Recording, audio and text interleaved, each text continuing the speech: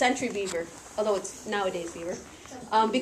Why I say that is because it's so big. In the 17th century, beavers weighed up to 200 pounds. Oh my gosh. That's humongous.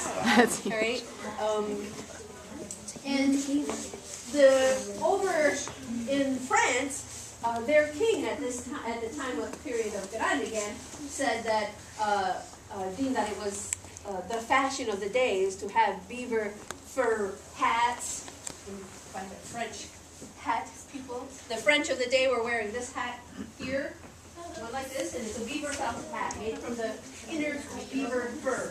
How we talked about trading yesterday. And you may hear this story over and over, but it was basically mixed with chemicals, put on a screen, and pressed. And it was used with felted beaver fur. They're warm, beaver fur is warm, it can be waterproof.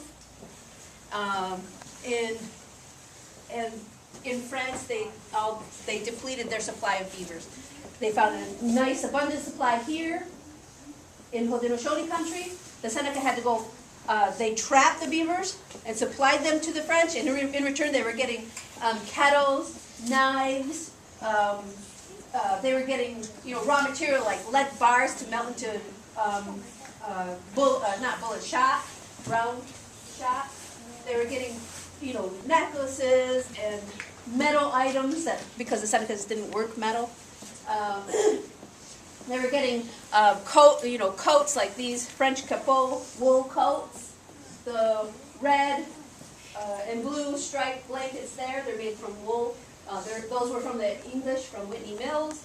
And so they were getting lots of items that made life easier. Okay, they weren't like unheard of, inventions for the Seneca. They were just things that made life a little bit easier because they lasted longer. The kettles lasted longer than the clay pots. The metal knives were finer, sharper, not sharper, they could carve a finer line, and they didn't break as easily as obsidian or other stone knives. Okay, I changed what I said about it being sharper because obsidian is actually sharper than a knife, from what I'm told. What else? So, thinking of the bottom story on the top, you slept with your whole family, your mom and your dad, a nursing baby in the middle, children and girls next to the mom, and then boys next to the father. It's just a natural way of sleeping. And then all your stuff is stored on top. Maybe across the way would be your grandma and grandpa. And if you wanted, of course you could pile in with your grandma and grandpa. It's just natural.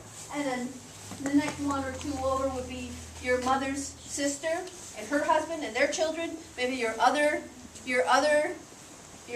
other sisters and their husband and their children. Maybe another sister. People were having many, many, many children in the old days, European and native.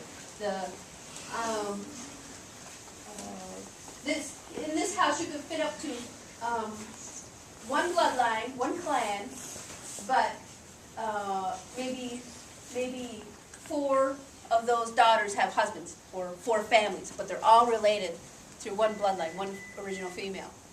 Okay.